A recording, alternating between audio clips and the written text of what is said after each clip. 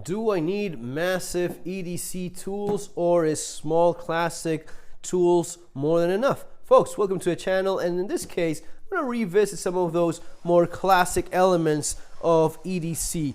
The traditional pocket knife. I recently got this. This was a gift rather recently from my kids. Boker Plus Atlas Black. This is a small classic little blade.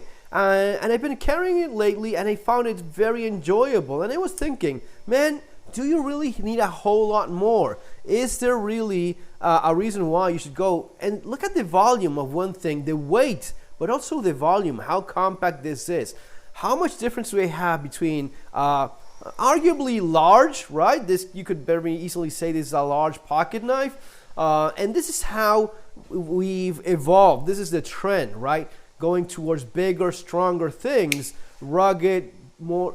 But what about this? Is there a place still for this? And I believe there is. How slim. It's basically the blade and little else. It's not even locking. This slip joint like your traditional Victorinox knife.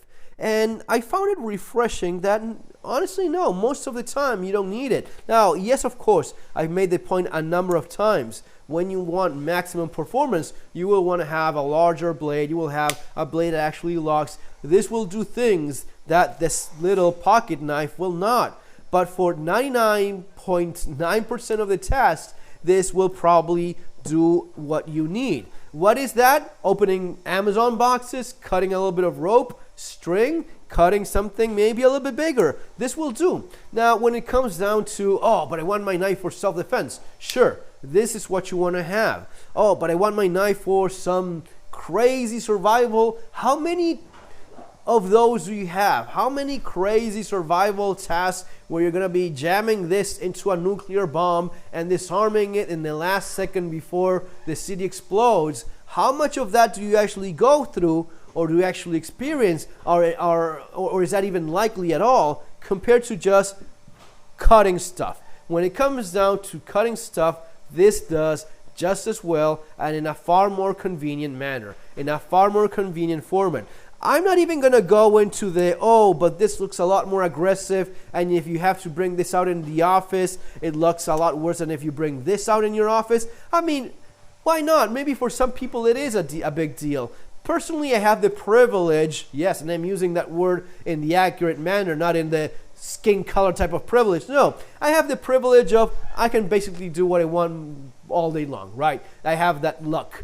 But for a lot of people, they have to put on a certain amount of, a certain type of clothing. They have to go to workplaces where people that are very different from them usually are around. And if you have to open something that was just dropped in your desk, bringing this out, or even, I mean, even these days, your multi-tool, oh, what is that? It is big, it's shiny, it has a blade. Oh, that is scary, right? And you should not be worrying about those things, but unfortunately, we live in a world where these things matter. This may get you a little chat with HR, while this may just go, almost unnoticed. Oh, you have a little pocket knife? Yeah, just a little pocket knife. And is a little pocket knife enough?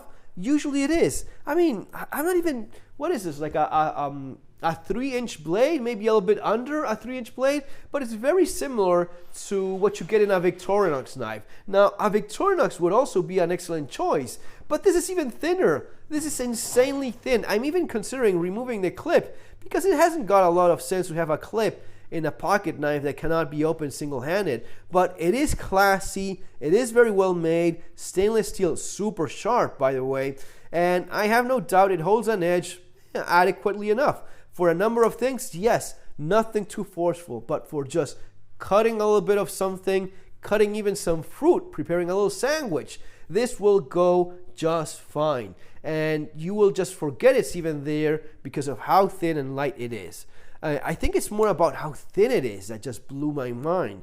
I mean, this almost, I'm not going to say it's as, it's not just the thickness of the blade, but kind of. Compared the handle, is this a lot more comfortable? How often are you using this thing? Really not a big deal. So If you want to go with a more classy office kind of EDC, maybe this makes a lot of sense. Maybe you have this in your keychain or in your pocket, somewhere in your suit or jacket or whatever the hell it is you're wearing. Maybe you have a small flashlight. And these days, you have tiny ones that are super powerful. These are insanely bright. And you have a bunch of modes there and functions, and these are great. But this, the problem is usually the blade, right? The knife is usually where it's at in terms of catching attention and maybe having an uncomfortable conversation with someone. I think that this, if you're in a very restricted environment, this will rarely be a problem. I don't see anyone having a problem. This is a UK legal knife, guys. Come on. How much more how much more simp can you get than having UK legal knife? A blade that is under 3 inches and doesn't even lock. And yeah, if that's what you're dealing with because that's the environment you're in, I mean, number of reasons why that may be. You were born there. You just live there. You're just working there. And you have to find a solution, a compromise, which a lot of people have a problem. I don't have a problem with that word. That's how life just goes. You make a compromise all the time. Oh, is this a compromise? Hey, maybe sometimes it is. Maybe this is the limit of length that you have in terms of blade, so I compromise with this. Of course, if you're in UK, you will not be able to get away with this. But Germany, UK, those places, you will be in trouble if they find you having this in your pocket. You will be fine with this one, especially in UK because the laws are specifically tough. I mean, you end up in jail when having something like this. But besides that, there's a factor of convenience. You're wearing a suit, you're working in a certain place where you want to keep a very low profile. This is super low profile and still nice. And even if that's not the case for you, maybe you just want to have something different. And there is a level of enjoyment in having something that is super lightweight. These three, dude, compared to these two, massive difference.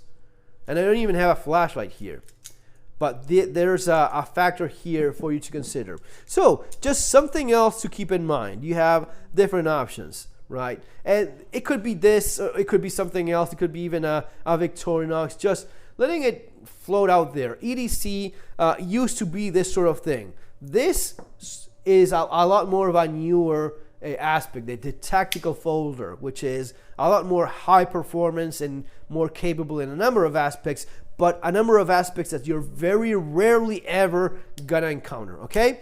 This, for cutting, works just fine. And it is a lot of fun to have around. Guys, it's gonna be all for now. Remember to subscribe to my channel, which helps greatly. You have my books, Survival Skills, Surviving the Economic Collapse, as well as Bugging Out and Relocating, available in Amazon, following those links there below. See you next time.